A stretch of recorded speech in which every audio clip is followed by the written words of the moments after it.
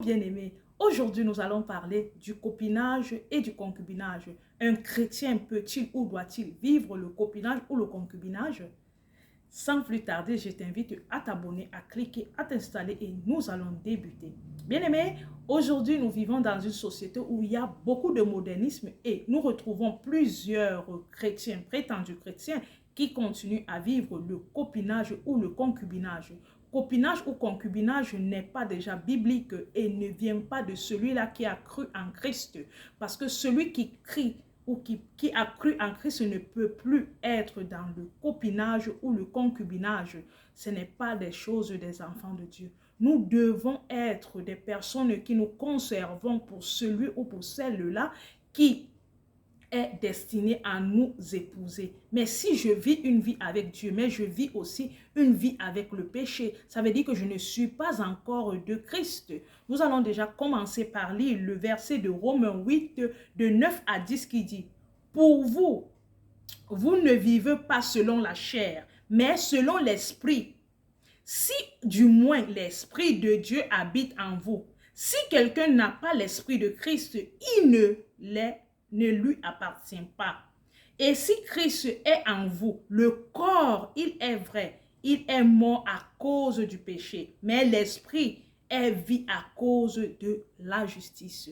Il précise bien dans ce verset quoi? Pour vous, ça veut dire que pour toi et moi qui avons décidé d'accepter ou de suivre Christ, nous ne vivons plus selon la chair. Ça veut dire si j'ai accepté que Christ réellement vit en moi, je ne vis plus selon la chair. Et selon la chair, vous connaissez ce que c'est la chair. Quand nous voyons des choses comme le copinage, le concubinage, les choses comme ça, ce sont des désirs de la chair.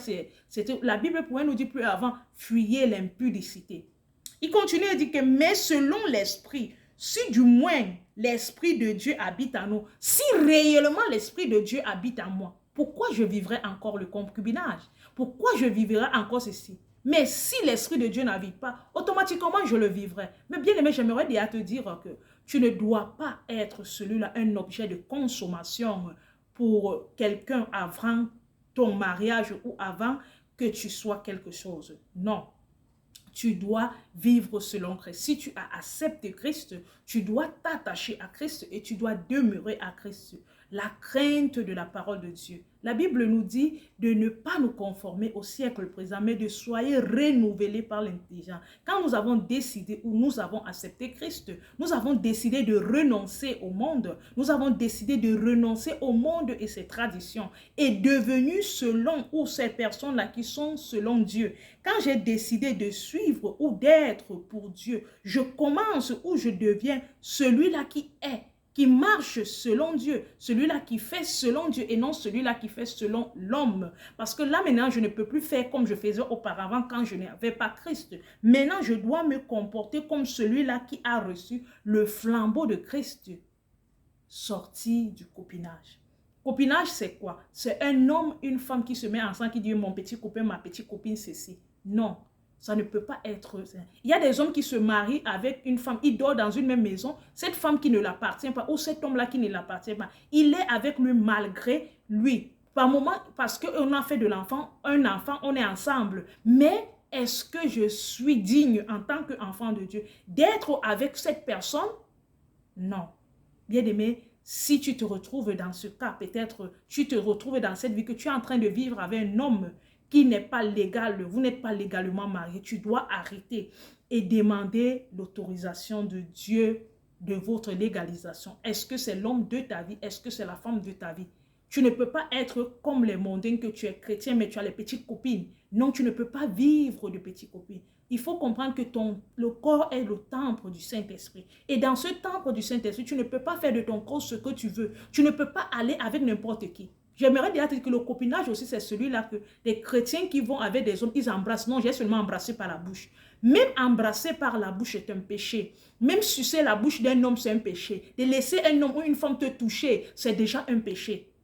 Tu ne peux pas laisser le corps qui appartient au temple de Dieu à être manipulé à n'importe qui. Il doit être destiné à celui-là ou celle-là qui est destiné à ta vie. l'homme ou la femme. Voilà pourquoi beaucoup de chrétiens, nous devons développer au-dedans de nous la patience. La patience dans le mariage, la patience dans des relations. On quitte du fiançailles pour le mariage. On ne quitte pas de copinage, de petits copains, de petits copines. C'est une sorte de prostitution modernisée. Ça veut dire que quand ça ne marche pas, je change le petit copain, je rechange le petit copain. Ça devient une sorte de prostitution. Non. Ma soeur, mon frère, j'aimerais t'exhorter aujourd'hui. Un chrétien ne peut pas vivre du copinage. Un chrétien ne peut pas vivre des relations de ce genre, des concubinages. Je vis chez un homme parce que je n'ai pas où aller. Je vis chez un homme parce qu'on a fait un enfant, mais je suis avec lui malgré parce que c'est lui, ceci. Non. Maintenant, j'ai connu Jésus-Christ et la foi m'a retrouvé. Je me suis retrouvée dans le copinage. Ça veut dire, je me suis retrouvée dans la convivence dans ce foyer. Je dois rompre ou interrompre cette relation. Je dois interrompre cette relation. Quand je ne connaissais pas Dieu, je pouvais la vivre, la relation. Maintenant que je connais Dieu, je dois rompre la relation. Je dois prendre ma distance jusqu'à prier Dieu. Il y a des gens qui sont mariés et ils ont accepté Jésus-Christ et directement ils se légalisent et ils s'officiellent. Là, tu seras légal. Mais si tu vas vivre dans un copinage qui n'est pas reconnu par Dieu, bien-aimé, tu ne peux pas le vivre. Mais j'aimerais te dire, toi, mon frère, toi, ma jeune sœur, de fuir l'impudicité. Qu'est-ce que nous dit le livre de Corinthiens? À Corinthiens 1, 6 nous dit, fuyez l'impudicité. Quelque autre péché que l'on commet, ce péché est hors du corps. Mais celui qui se livre à l'impudicité pêche contre son propre corps. Ne savez-vous pas que votre corps est le temple de l'Esprit qui est en vous et que vous n'avez reçu de Dieu et que vous n'appartient point vous-même, car avez été racheté à un grand prix. Glorifions donc Dieu dans votre corps et dans votre esprit qui appartient à Dieu. Je dois glorifier Dieu dans mon corps et dans mon esprit parce que ce corps qu'il m'a donné, il a été racheté à un grand prix. Bien-aimé, ce péché sous notre corps, bien-aimé, le péché de l'impudicité sous notre corps, mais vivre une vie de copinage, vivre une vie de concubinage, ça souille mon corps. Je ne suis pas légal avec moi-même. Je ne suis pas vrai avec moi-même. Je ne suis pas juste déjà avec moi-même. Et du coup, je ne le suis pas aussi avec Dieu. Alors ma soeur, alors mon frère, peut-être tu le faisais par ignorance, peut-être tu le faisais dans l'inconnaissance, mais aujourd'hui la Bible te dit que fuyez l'impudicité. Bien aimé, même quand ça vient te trouver, cherche moyen de fuir. Il y a des hommes qui sont les experts, il a 2, 3 femmes, d'autres même qui draguent des femmes dans l'église, d'autres personnes qui vivent de cet esprit d'impudicité. Ma soeur, mon frère, j'aimerais te dire, si quelqu'un s'approche de toi et qu'il faut chercher la face de Dieu, il faut demander la place de Dieu. Il faut que la personne où vous devez vous légaliser, vous devez vous officialiser et après vous pouvez vivre cette vie-là. Ne le fais pas déjà précipitamment parce que dès qu'il aurait ce qu'il veut de toi, il va s'en aller et aller faire ça à d'autres personnes. Bien aimé, faisons très attention à ce péché de sexualité parce que dans le copinage, on retrouve plus la sexualité. Aucun homme peut te dire que restons copains sans qu'il va te dire que viens m'embrasser. Non, viens, on va se toucher. Il y a des gens aujourd'hui, ils disent que non, comme c'est comme ça, il faut qu'on le fasse comme ça pour que ce n'est pas un péché. Bien aimé, j'aimerais te dire que même seulement l'embrasser déjà, tu es en train d'embrasser une propriété qui ne t'appartient pas. Tu es en train de toucher, tu es en train de caresser quelque chose qui n'était pas dû. Mais bien aimé, réservons-nous, conservons-nous. Nous sommes le temple de Dieu. Et dans ce temple, il n'y a une seule personne qui doit gouverner. Il est celui qui serait destiné à nous.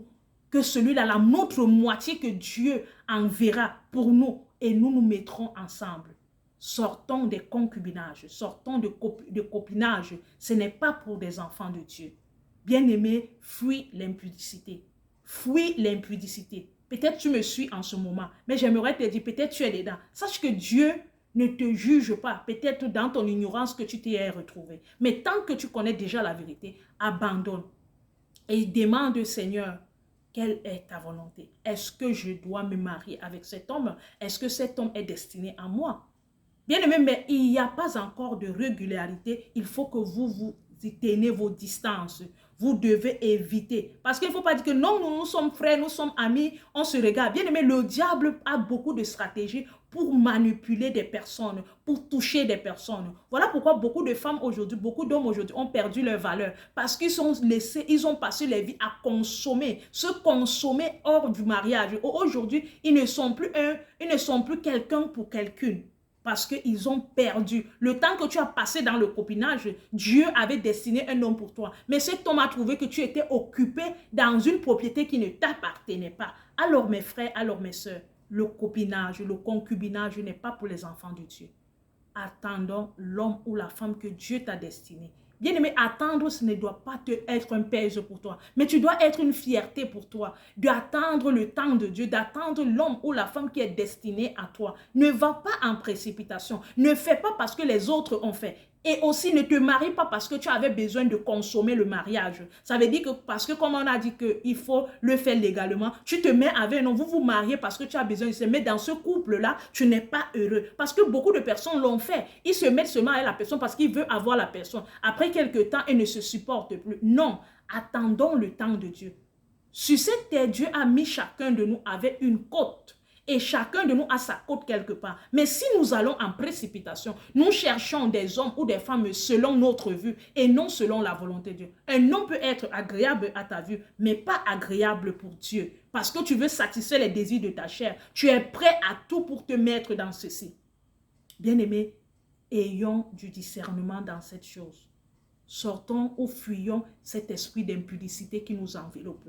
Cet esprit-là qui nous attaque. J'aimerais te dire, mon frère, tu dois sortir de ça. Ma soeur, tu dois sortir de ça. Ce n'est pas digne d'un enfant de Dieu. Attends l'homme ou la femme que Dieu a destiné pour toi. Et attends-le dans la présence de Dieu. Bien-aimé, si tu t'attaches à la méditation, à la prière, à une vie saine de Dieu, tu vas voir que ces choses-là ne vont plus relater ton cerveau. Mais quand tu t'attaches parce que tu regardes les autres, tu regardes la société, mon camarade, ma camarade a un ami, a un petit copain, a une petite copine, ça te vient ces soifs-là, et quand ces soifs-là s'approchent de toi, tu oublies qui tu es, tu oublies ta personne, tu oublies ton identité comme enfant de Dieu, tu te lances dans des choses qui ne sont pas de Dieu. Tu commences à vouloir satisfaire les désirs de ta chair. Non, il faut savoir que tu as été racheté à un grand prix. Le verset nous a dit quoi? Le verset nous dit à la fin que glorifiez donc Dieu dans votre corps. Je dois glorifier Dieu dans mon corps. En glorifiant Dieu dans mon corps, je dois faire des choses qui sont bonnes avec mon corps. Je ne peux pas faire des choses, je ne peux pas vivre de l'impudicité avec mon corps. Ce n'est pas glorifier Dieu. Je ne peux pas faire des choses qui ne sont malsaines dans mon corps. Parce que le corps là, c'est le corps de Dieu. Je dois faire des choses légaux et légales de ce corps.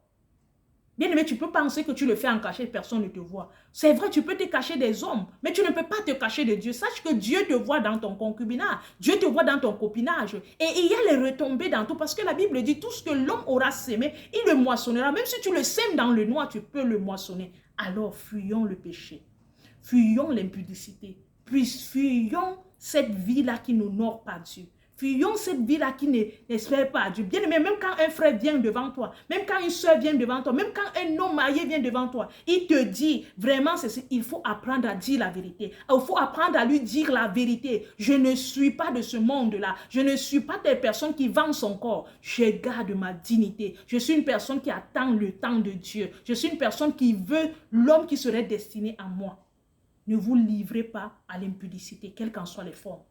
Ne vends pas ta dignité, ma soeur, parce que tu as besoin d'argent. Parce que d'autres se mettent avec le copain parce que ce garçon, son papa a beaucoup d'argent. Ce garçon-là, sa maman a beaucoup d'argent. Peut-être cette famille-là, c'est une bonne famille, ils ont beaucoup d'argent. Tu te mets avec cette personne parce que tu as besoin de satisfaire les désirs de ta chair. Renonçons aux désirs de notre chair. Voilà ce que le verset de Romains 8, 9 nous a dit.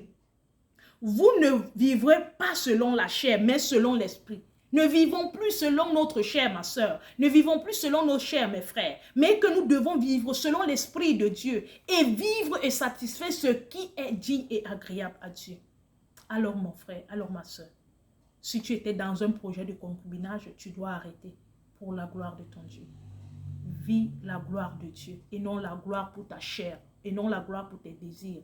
Parce que tes désirs t'amènent toujours directement dans l'enfer, dans l'égarement.